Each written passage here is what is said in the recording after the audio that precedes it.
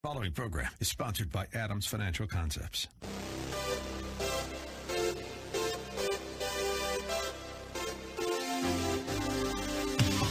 Welcome to About Money, a different approach to investing you won't hear anywhere else.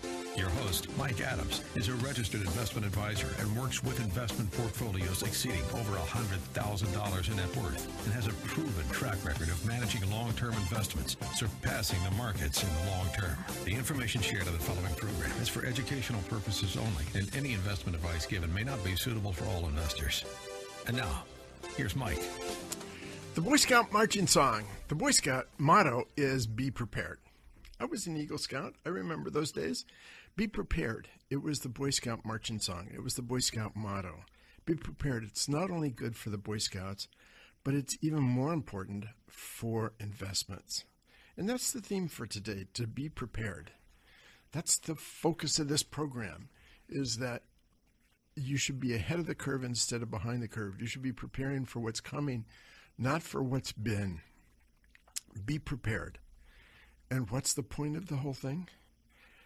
For some, it's going to be prepared for the worst and hope for the best.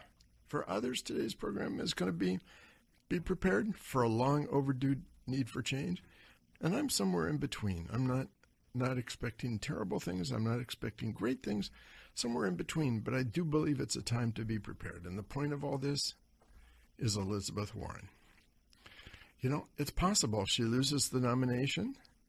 It's possible the Senate majority remains Republican. It's possible the Republicans retake the House. And it's possible that Trump's reelected. And that's one extreme. The other extreme is that she gets the Democratic nomination, that she is elected president, that the Senate swings to a majority of Democrats, and the House remains majority Democrat. Two opposite extremes. And the probability is it will probably be somewhere in between those. But whatever it is, even if she doesn't receive the Democratic nomination, with what she's proposed, it's going to be a dramatic change coming up, or dramatic proposals coming up. And so now is the time to begin to prepare for it. Doesn't mean they're going to be enacted, doesn't mean that it's going to happen.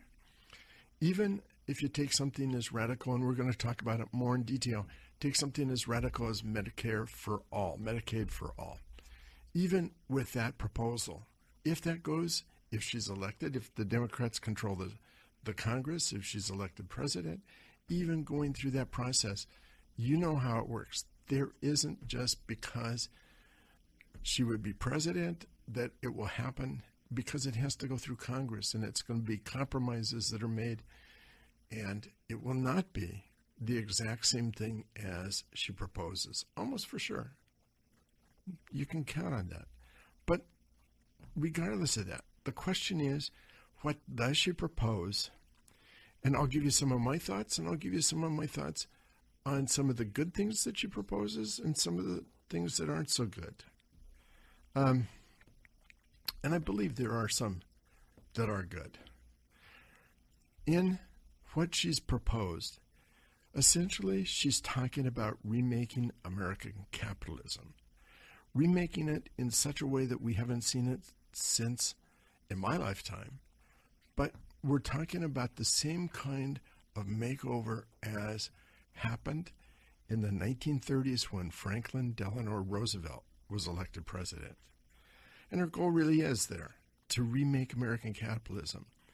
And it sounds bad in a lot of ways, but some of the changes may be good. When you look back historically, if you look back at American capitalism at the turn of the 19th to 20th century, back in 1900, if you've read the book The Jungle by Sinclair Lewis and saw the abuses that were taking place, the abuses of the workers, you know, when you read the book The Jungle, if you read the book Jungle, you know somebody fell into the grinders for the meat and they were just ground up and made into hamburger. I mean, those were the kind of things that went on in the 1900s, in the 1910s, 1920s. There needed to be a reform, in my opinion. If you read I had a tar bells, history of the Standard Oil Company. There were tremendous abuses and a destruction of the competitiveness because of the Standard Oil Company. I don't know. I had a tar belt. We did read it. It was, I think, 6 volumes, maybe 2,000 pages, maybe 2,400 pages. History of what went on with the Standard Oil Company. Those were abuses that were taking place through the late 1800s into the 1900s. It was an abuse of the poor and the working people. So the question is whether enough abuse exists today. And maybe it does, maybe not. If you look at where we are, the United States has a higher income inequality than any other rich country. The top 0.1% of Americans own 21% of the country's wealth. Think about that. The top 0.1. That's 1 out of 1,000 owns 21% of the country's wealth. The bottom 90% own about the same amount. So there's a tremendous income gap. And when you compare how incomes have changed since the late 1970s to today, the top 0.1%, the top 1% have had an increase of almost 250%, whereas the bottom quartile has had an increase of less than 50%. So there's issues that are going on. And Warren's plan is a wealth tax. It's to focus on the ultra high net worth. Very similar. What it is very similar to a property tax. You get your bill in the mail if you own property, if you own a house. You get a bill in the mail that says this is what the auditor thinks it's worth, and this is the percentage that's applied, and this is what's owned. The difference with the wealth tax is it's not just real estate, it's the entire amount of wealth. And it's a tax that's just focused on those people that have $50 million or more. It's a focus of the ultra high net worth individuals. And it's becoming very, very controversial. If you listen to CNBC or you look at some of the magazines that are coming out, some of the articles, some of the broadcast networks, you're seeing a lot of ultra high net worth people coming and talking about the impact that it's going to be. The ultra high net worth people, they spend 40% of the money that goes. The 1/10 of the population, 1/10 of 1% sends 40% of the money for political campaigns.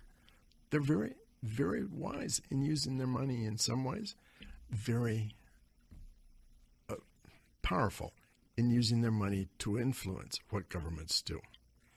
So it's becoming very controversial. They talk about what's happening, and they talk about it, and they put a spin on it in saying 12 other nations have installed a wealth tax, but of the 12, 9 dropped it. But you have to look beyond just the fact that 12 put into effect a wealth tax and 9 have dropped it. You have to ask why. And there were 2 things that happened in those nations who dropped the wealth tax. One was the loopholes, and secondly, it's very easy to move to another country in the European Union. So Warren deals with both. The idea, or what happened with the wealth tax in those countries that gave it up, is that the wealthy pushed politicians to pass one loophole after another, until essentially you had a wealth tax which was very, very limited in nature. That Warren addresses by saying there will be no exemptions. You just take your wealth and you apply 2% or 3% of your wealth, and you pay that every year. And for those people who move from one country to another to avoid paying the wealth tax, Warren says there'll be a 50% penalty on your wealth if you move and give up your U.S. citizenship. So it's not made Wall Street very happy. It's not made the bankers very happy. There are predictions now that if she's elected president and institutes a wealth tax, the market will drop 25%. The fact is that markets are driven by profits, and taxing Bezos 7%, or Gates 7%, or Buffett 7%, or even, and they're only talking 3%, but it's not going to change the homeowners who are buying gas, the homeowners who are going out to restaurants. It's not going to affect a significant portion of the population.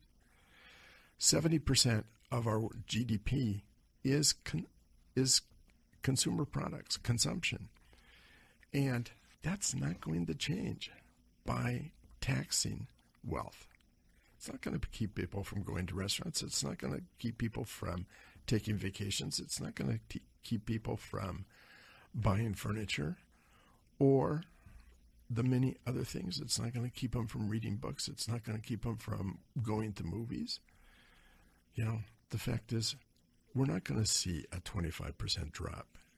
It's not going to keep you and me from going to the doctor.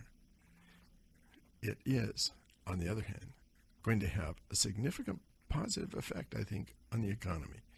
More about that when we come back. Don't go away. We've got a lot more to cover. Be right back after the break.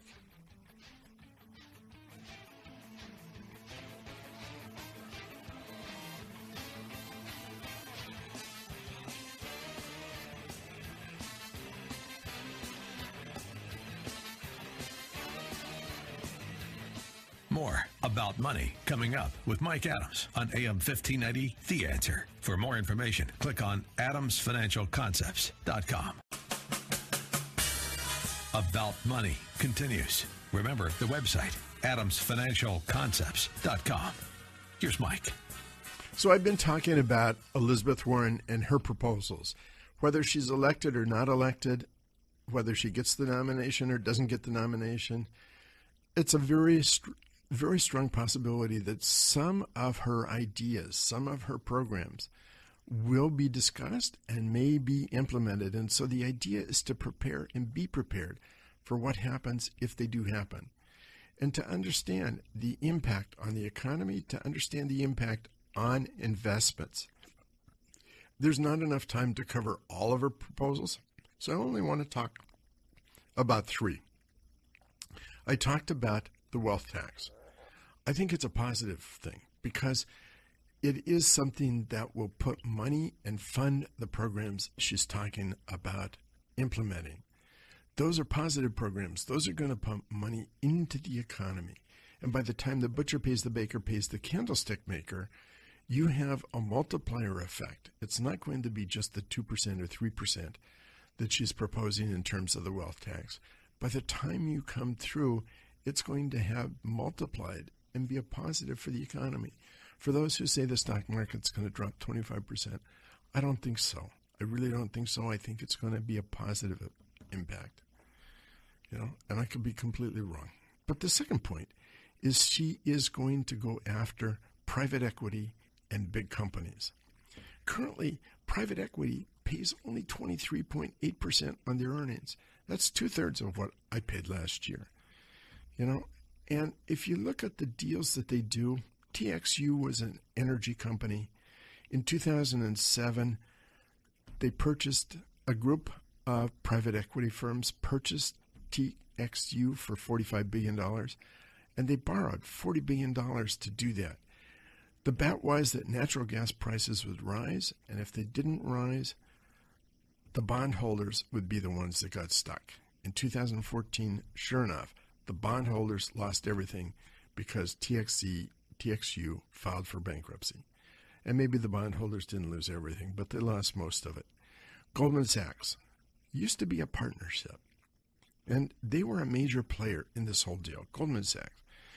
Goldman, when they were a partnership, if Goldman Sachs in their trading had a loss, the partners had to divvy it up out of their own pockets. Works the same way as my business. If Adams Financial Concepts has a loss, I pony up the loss out of my pocket. If you're a business owner, you know how that works. If you have a loss, It comes out of your pocket. But now Goldman Sachs is a public company. They have shareholders. So if they have a loss, it comes out of the shareholders, not out of the management, not out of the partners. It doesn't come out of them at all. It comes out of the shareholders. So in terms of what happened with TXU, Goldman put up 10% and borrowed 90%. And it was the bondholders that lost most. Now, under Elizabeth Warren's proposal, if they do a bad deal, it's the owners who take the loss, the private equity firms that take the loss, not so much the bondholders. How would that work? It's not going to be easy to make that work. But yet, it's probably going to be a positive in fewer deals getting done, fewer bad deals getting done. Where's the responsibility? I mean, Goldman Sachs is also the company that sold a lot of those bonds. Where's the responsibility that they have to the bondholders to make the bondholders correct? I have stories I can talk about bondholders and some of the things that I've gone through. But I think that's a significant thing that's got to be dealt with. What happens with private equity? They don't pay much in taxes, and if there's a loss, they pass that loss on to bondholders or to others. Somewhere there has to be a greater sharing of a loss. I think whether Warren gets elected or not elected, we're going to start to see some of that dealt with. Glass-Steagall is part of that whole deal. Banking and brokerages up until 1999, from the 1930s until 1999, the Glass-Steagall Act was in effect, and what that did is it separated banking and brokerage account firms. And there's two different cultures. In a bank, you never get in trouble for a loan you don't make, because the loan will never go back because you never made the loan. In brokerage houses, unless you invest, you don't make any money. Now, the banks have a lot of assets, and they don't make very much on those assets. Brokerage firms have very few assets, but they make a lot of money when they make money on those assets. So by combining the two, we're moved back into where we were in the 1920s with the banks and brokerage firms.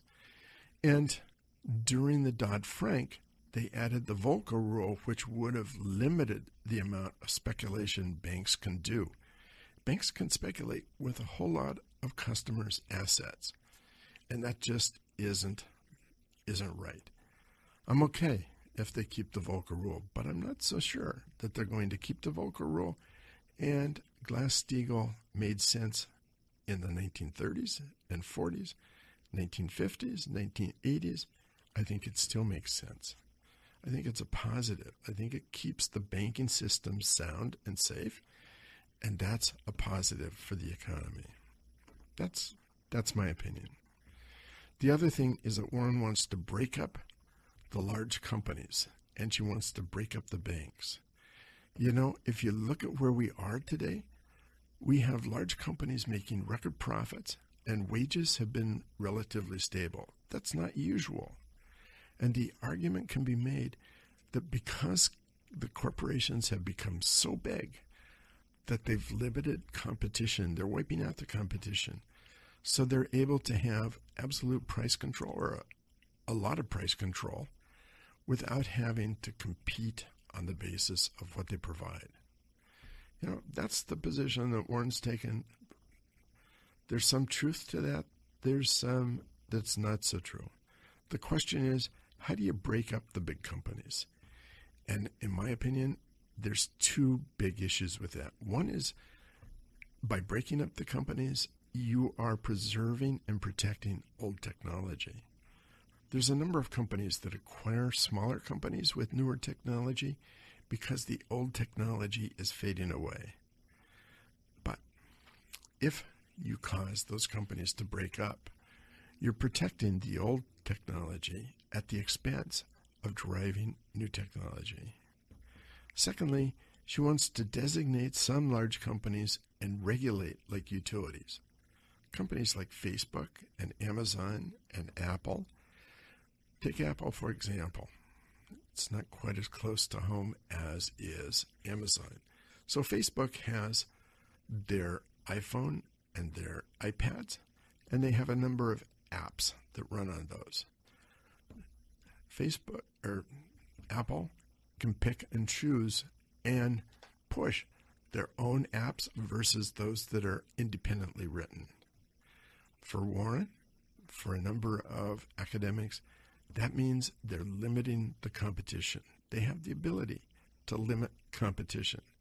So Warren's proposal is that they become a platform company where they have control of their hardware and the software to run it, but they don't have control of the apps. The same for Amazon. Amazon not only is able to market, but they also control some of the products they market. And Facebook. Facebook has WhatsApp, bought WhatsApp at an enormous price. They bought Instagram, all that to limit competition. We went through that with Microsoft in the 1990s. And, there's a way in which to do that. It's easier said than done. And the question is, what are the unintended consequences of doing that? Plus, in addition to those things, she's proposed that large companies have charters, and those charters can be revoked by state attorney generals. State attorney generals can ask that a company's charter be revoked and put them out of business. Think about an administration that's vindictive, that gets upset with a company and puts them out of business. That just doesn't fly for me. That just doesn't make real sense. I understand the whole process of large companies and limiting competition, but that proposal just doesn't make sense to me. It's one to be prepared for. Finally, she's talking about having boards that have 40% of the board from employees of the company, lower level employees. So if 40% of the S&P 500 companies' revenues are coming from overseas, how do you put that on? Do you have to have a Spaniard on your board? Do you have to? How does that all work? Anyway, there's a lot of issues going on. The whole purpose of this whole thing to talk about is there will be some of these proposals that make it forward. And some of these things you're going to be hearing about in 2021. No matter if she gets the nomination or not, no matter if she's elected or not, no matter if she's just a senator, there are proposals out there. And these proposals are concrete proposals, and they're getting some traction. 40% of the people in the polls like what she's saying. That means there's going to be some of this coming up. Now is the time to think about it. The purpose of this program is to put you ahead of the curve, and truly, that's the purpose of today's program. Be prepared. For my clients, I began to make some changes over 6 months ago. Not huge changes, but it's a constant time of evaluation and assessment. And that's what I recommend that you do as well. These are trying times. These are times in which we could be changing. We could see the remaking of the American capitalism. So be prepared. There'll still be opportunities. We're here because I have a passion to create wealth. That's what it's about. Coming up, I've got a guest today you want to hear because we'll deal with some of the issues in the safety net. So don't go away. Be right back after this commercial break.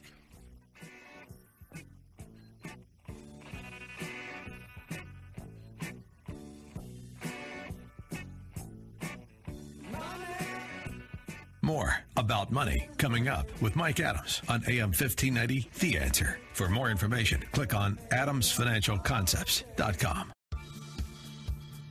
About Money continues. Remember the website, adamsfinancialconcepts.com. Here's Mike. So we're going to change direction now. I've been talking about Elizabeth Warren. She has so many proposals out. It's hard to cover even a tiny fraction of what she's talking about in a program, a 1 hour program. And I tried to do it in just the first half hour. So It's something to pay attention to think about. Be prepared. That's not just the Boy Scouts motto. It's really something for investments. We'll be talking more about that as the year goes along because we've got a ways to go until 2021, and who knows where we'll end up with the whole thing. So stay tuned. We've got more to come as we go along. But right now I want to shift and I want to introduce Jim Wigfall of Sound Generations. Welcome to the program, Jim. Thank you. So why don't we start with your background? Let's see. Okay. So I actually worked 32 years for the Boeing Company, held various positions there, retired at the end of 2017 as the vice president responsible for all of the facility support to Boeing commercial airplanes. So that's quite an experience. Yes, definitely. And from there, actually really wasn't quite ready to retire and was looking at some of the challenges my aging parents were having and saw this opportunity to lead Sound Generations and put my name in the hat and was selected to be the CEO of Sound Generations. Well, congratulations. So let's talk about Sound Generations. Definitely. And so at Sound Generations, we support people on their aging journey through our community connections and our accessible services. We have 4 pillars of the services we provide. We have food security, so that's things like Meals on Wheels and community dining, where we actually provide a hot lunch at 21 different sites Monday through Friday throughout King County. We have transportation, where transportation we have what we call volunteer transportation, where we actually have volunteers in the community that will take individuals to medical appointments. And we also have what we call the Hyde Shuttle, where we have 21 different routes throughout King County, where we have it's a 21-foot passenger accessible van that takes individuals to the library, to a senior center, shopping, whatever, but provides 41 different routes throughout King County so individuals can get around.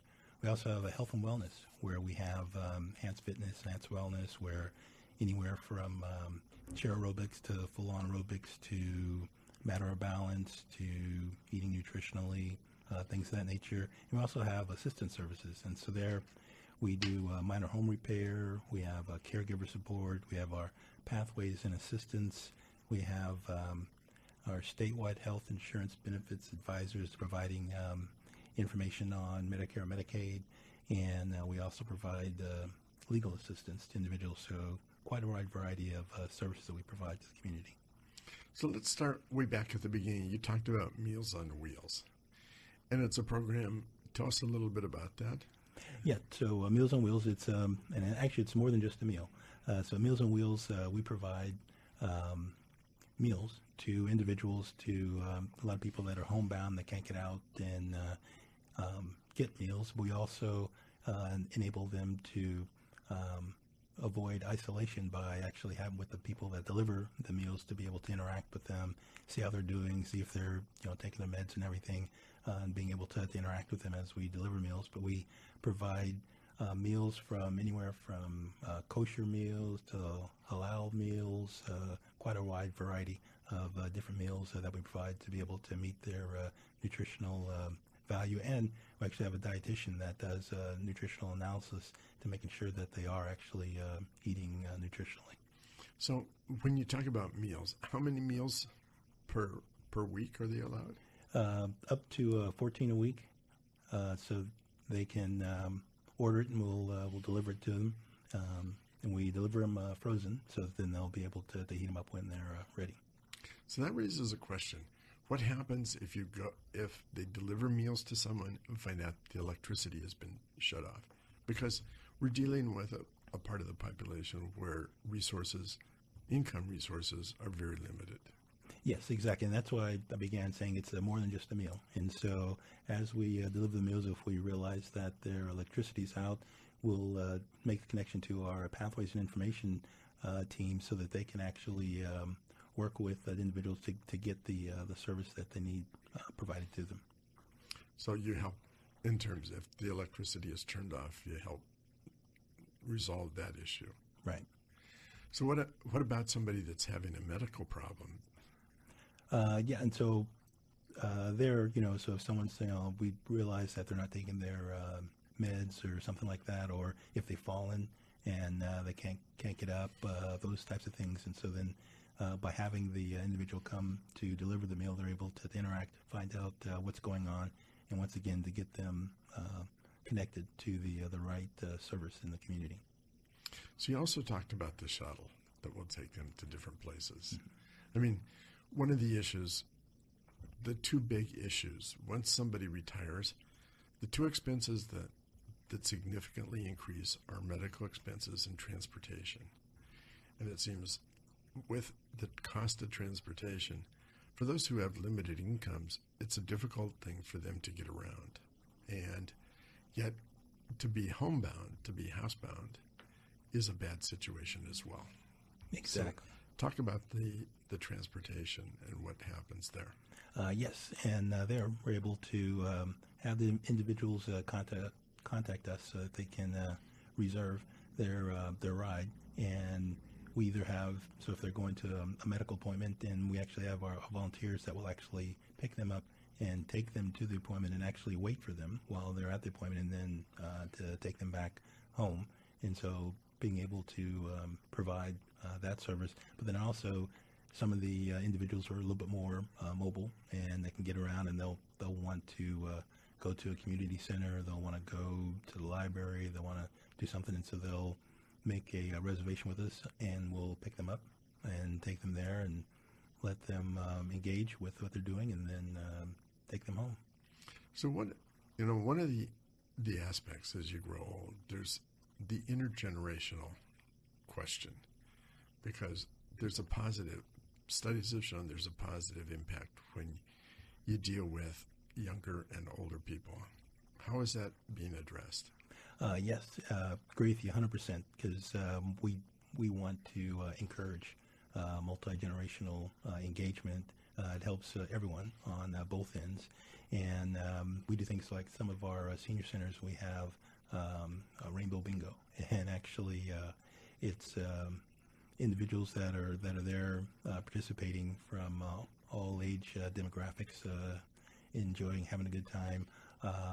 But then we also, so actually just working with our Shoreline Lake Forest Park Senior Center, working there to put together a proposition that hopefully gets passed with this latest election. They're going to be to put in a new community center, and in their community center there'll be 6,000 square feet of space for senior programming. And so then there you'll have a community center that engages all generations. So trying to do more and more to get intergenerational engagement. So then I have a question also as well, because when you go walk around Seattle and areas outside of Seattle, everywhere you look, you see help wanted signs. So what about volunteers? Do you have an issue with getting volunteers to do the work? No, actually, volunteers they're our mainstay of our organization. We have over 2,500 volunteers that are working with us on an annual basis, and we'd love to get people engaged in helping us make a difference. And there's a wide variety of things people do. I mentioned the volunteer transportation that they provide. Other things like with our Meals on Wheels. We have, so if you've ever driven in Seattle, it's not the easiest place to get around. And so our drivers will only be able to pull up to the curb, and they can't actually have the time to get out. So we have a volunteer that'll get out of the vehicle and deliver the meal and be able to engage with the client and everything. So there's quite a few volunteer opportunities for us. So, there's a cost to all this. And you do a gala every year. Yes, we do, and so yes, there is a cost, and so we try to raise money to be able to deliver our services. And so actually, the last Saturday of September, we have our annual gala, and this year the theme was the Roaring 20s, and so people came engaged. I had my white brim hat on and my white tie with my black suit and things like that to have a little fun while we raise money to be able to make a difference for aging adults and adults with disabilities. So tell the listeners where they could find out information on the gala and how they might get involved in this.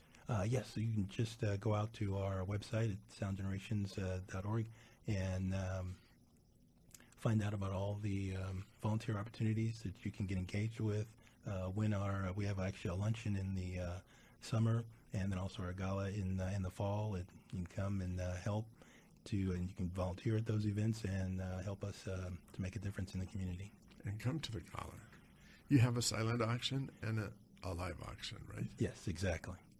And great prizes. So some of the listeners could donate things for the auctions as well, right? Oh, definitely. We definitely encourage that. And if they have ideas to donate, who would they contact? And they reach out to myself, Brittany Blue, our philanthropy leader. So just go out to our website. You'll see all of our contact information there, and we'll be glad to help you.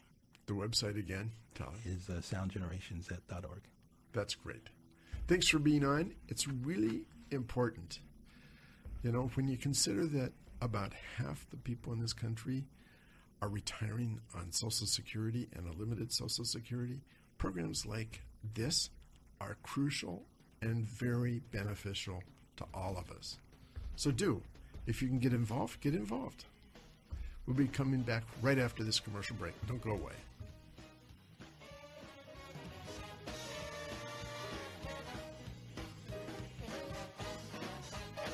More about money coming up with Mike Adams on AM 1590, The Answer. For more information, click on adamsfinancialconcepts.com. About Money continues. Remember the website, adamsfinancialconcepts.com. Here's Mike. Okay, so the latest fad in investing. And we go through these fads. We go through these different times of having certain things where they're in fashion and out of fashion. But the latest investing fad now is called factor investing. Academics have identified 5 genuine factors. One of those factors is value. You look at stocks that are value. Quality. You look at stocks that are quality. The third factor is momentum.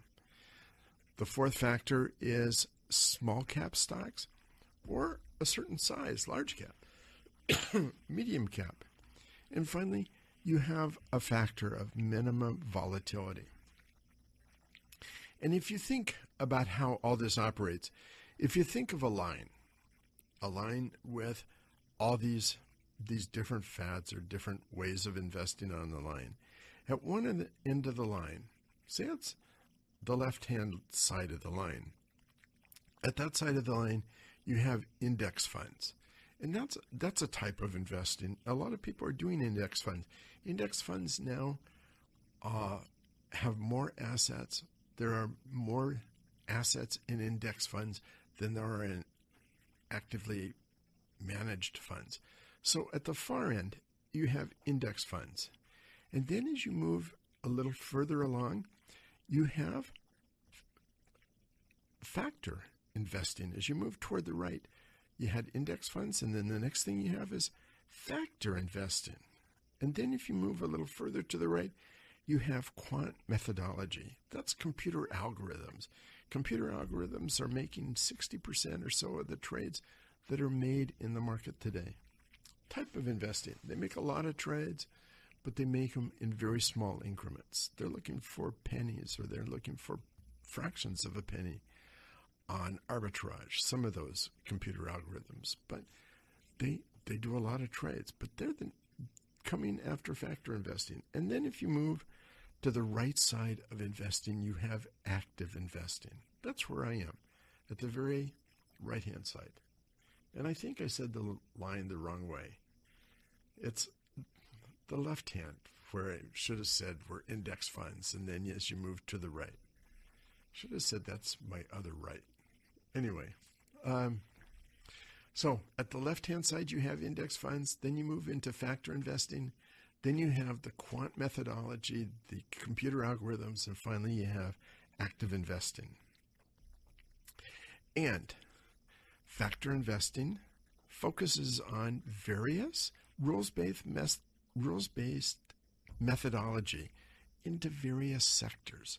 So you find a certain sector and you set up a set of rules on what percentage of this factor to invest in, and you move things around in that way. So the question is, how is it really working? There's a strong belief right now, wherever you go in my industry, almost any conference you go to, people are talking about smart beta. They're talking about factor investing. They're talking about it generating superior returns. The facts are a little different. AQR Capital Management, one of the thought leaders in the industry, Cliff Asness, is a person who analyzes all these different factors, analyzes all the different investment philosophies that are being done, and his comments at every one of the conferences is exactly the same. Nothing is working. Nothing is working. Factor of investing is a top-down approach. It's a top-down approach. As index funds mean there's no real input in, you just try to structure an index around a certain segment of the stock market, whether it be the Standard & Poor's or whether it be biotech or whether it be something else. It's a non-decision type kind of investing. Factor investing is rules-based. Quantum investing means the computers make all the decisions. Humans don't do anything. But nothing seems to be working. It's a top-down approach. I've seen that happening when I left Wachovia way back in the day. They were focusing on sector investing, similar to factor investing, but factor investing, it's a top-down approach.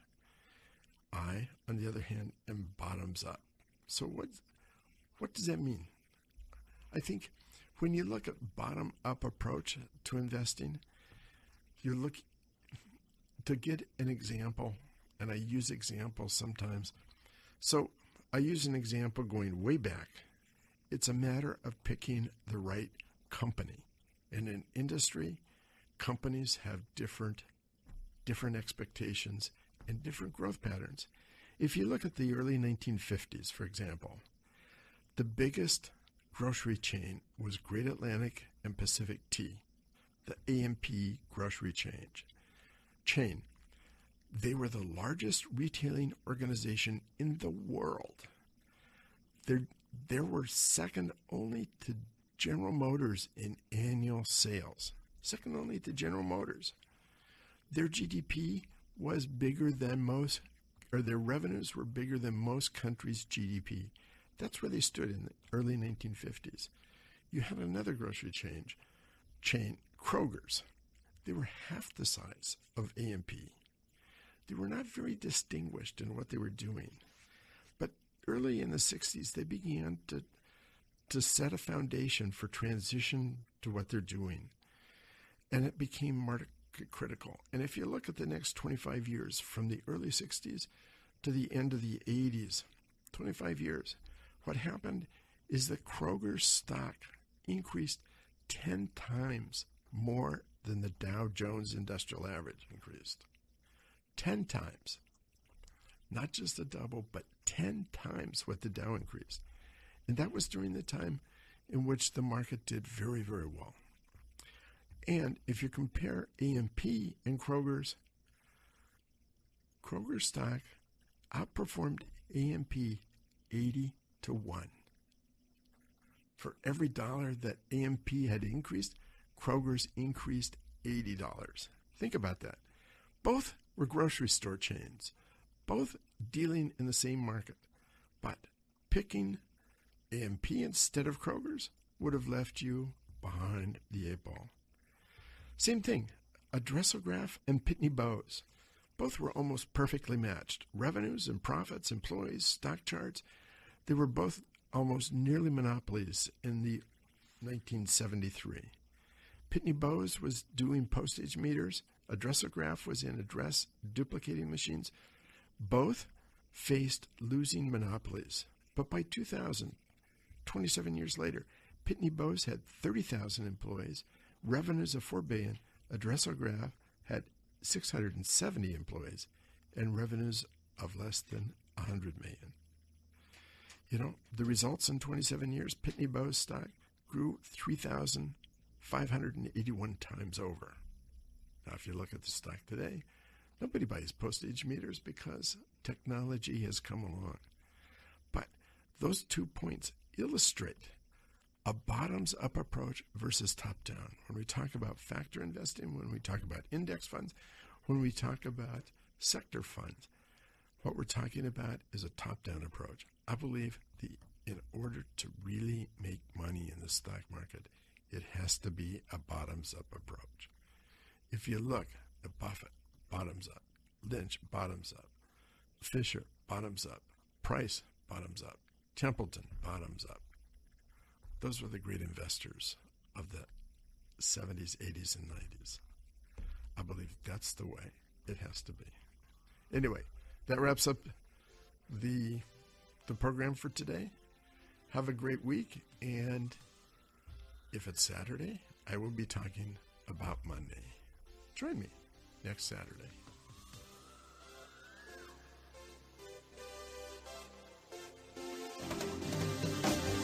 You've been listening to About Money with Mike Adams, a registered investment advisor. If you'd like more information about what you heard today, or about Mike's investment philosophy and strategy, or if you'd like Mike to evaluate your own portfolio, click on adamsfinancialconcepts.com. That's adamsfinancialconcepts.com. The information shared in the preceding program was for educational purposes only, and any investment advice given may not be suitable for all investors. Join us again next Saturday at noon for more About Money with Mike Adams, here on AM 1590. The Answer. The preceding program was sponsored by Adams